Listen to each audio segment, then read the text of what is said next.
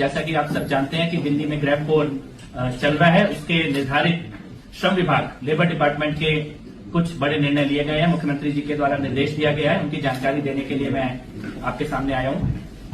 दिल्ली में ग्रैब 3 जब लगा था तो 16 दिन के लिए ग्रैब 3 दिल्ली में लगा था। 16 दिन सभी कंस्ट्रक्शन का काम दिल्ली में बंद था। अब ग्रैब 4 लगा हुआ है। ग्रैब 3 के दौरान जो कंस्ट्रक्शन का काम बंद था उससे दिल्ली के कंस्ट्रक्शन वर्कर, निर्माण मजदूर प्रभावित हुए थे। खासतौर पे जो लोग दिहाड़ी के हिसाब से काम करते हैं, जिनको रोज का काम का पैसा मिलता है, उनकी आमदनी बंद हुई थी। मुख्यमंत्री महोदया के द्वारा दिल्ली के लेबर डिपार्टमेंट ने, श्रम मंत्रालय ने, श्रम विभाग ने यह निर्णय लिया है कि सभी रजिस्टर्ड वेरीफाइड जो कंस्ट्रक्शन वर्कर हैं, निर्माण मजदूर हैं, ग्रैब 3 का कंपनसेशन 10,000 रुपए सबके खातों में दिल्ली सरकार के द्वारा भेजा जाएगा। ये ग्रैब 4 के लिए भी, जब ग्रैब 4 समाप्त होगा, ग्रैब 4 के दिनों को भी हम काउंट करेंगे और ग्रैब 4 का भी कंपनसेशन हम सभी रजिस्टर्ड वेरीफाइड कंस्ट्रक्शन वर्कर्स के खातों में भेजेंगे। तो 10,000 रुपए दिल्ली के हर निर्माण मजदूर जो रजिस्टर्ड है और वेरीफाइड है, उन सबके खातों में दिल्ली सरकार के द्वारा सीधे उनके खातों में डीबीटी करके 10,000 रुपए भेजे जाएंगे। ये निर्णय लिया गया है। और इसमें एक चीज और है कि ये रजिस्ट्रेशन की प्रोसेस कंटिन्यू जारी है। तो मैं आपके माध्यम से ये भी अपील करना चाहता हूं सभी कंस्ट्रक्शन वर्कर्स से, निर्माण मजदूरों से, कि आप जल्दी से जल्दी दिल्ली सरकार के पोर्टल पर रजिस्टर कराएं और आपका वेरिफिकेशन किया जाएगा। और इस प्रकार का जो भी रुकावट आती है कंस्ट्रक्शन के कामों में, उसमें जो हमारे श्रमिक हैं, श्रमिक बहन और श्रमिक भाई, जो मजदूर भाई और बहन है, उनको किसी भी प्रकार का कोई आर्थिक उनका नुकसान ना हो, ये दिल्ली सरकार सुनिश्चित करेंगी, मुख्यमंत्री जी सुनिश्चित करेंगी। तो ये पहला जो ट्रांसफर है, ये 10,000 रुपए का सभी रजिस्टर्ड वेरीफाइड कंस्ट्रक्शन वर्कर्स के खातों में भेजा जाएगा। ये पहला निर्णय है। दूसरा निर्णय जो दिल्ली सरकार के द्वारा किया गया है, श्रम विभाग के द्वारा किया गया है, ये बहुत ही इंपॉर्टेंट है, क्योंकि जैसा कि आप सबको मालूम ही है कि जो हमारा कमीशन है एयर क्वालिटी मैनेजमेंट का दिल्ली के अंदर, उसने कुछ गाइडलाइन जारी की थी और बाद में हमारे पर्यावरण मंत्रालय ने, पर्यावरण विभाग ने भी कुछ गाइडलाइन जारी की थी।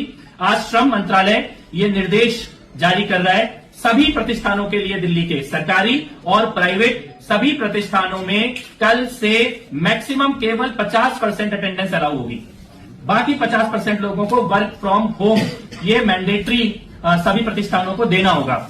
ये हम लोग कल से लागू करने जा रहे हैं। दिल्ली के जो भी सरकारी हो या प्राइवेट हो, बिजनेस हैं, ऑफिसेस हैं, सभी को मैक्सिमम केवल 50% आपकी फिजिकल अटेंडेंस ये आप रखें और बाकी 50% लोगों को आप वर्क फ्रॉम होम ये कल से तुरंत लागू करें। इसके लिए हम लोग आज श्रम विभाग के द्वारा एडवाइजरी जारी की जा रही है और डायरेक्शंस जारी की जा रही हैं। इसमें हम लोग कुछ सेक्टर को एक्सेप्शन कर रहे हैं, कुछ सेक्टर को छूट दे रहे हैं, जिसमें पब्लिक और प्राइवेट हेल्थ केयर के जो सेक्टर है, हॉस्पिटल के ऊपर ये लागू नहीं होगा, फायर सर्विसेज के ऊपर ये लागू नहीं होगा, प्रिजन्स जो जेल प्रशासन है उसके ऊपर ये लागू नहीं होगा, सार्वजनिक परिवहन पब्लिक ट्रांसपोर्ट के ऊपर ये लागू नहीं होगा, इलेक्ट्रिसिटी और वाटर और सैनिटेशन इसके ऊपर ये लागू नहीं होगा, इससे रिलेटेड म्यूनिसिपल सर्विसेज के ऊपर लागू नहीं होगा, डिजास्टर मैनेजमेंट के ऊपर और फॉरेस्ट एनवायरमेंट डिपार्टमेंट, जो भी ऐसे विभाग हैं जो कि एयर पॉल्यूशन से टैकल करने का काम कर रहे हैं, एयर पॉल्यूशन को ठीक करने का काम कर रहे हैं, उनके ऊपर ये लागू नहीं होगा। बाकी सभी के ऊपर,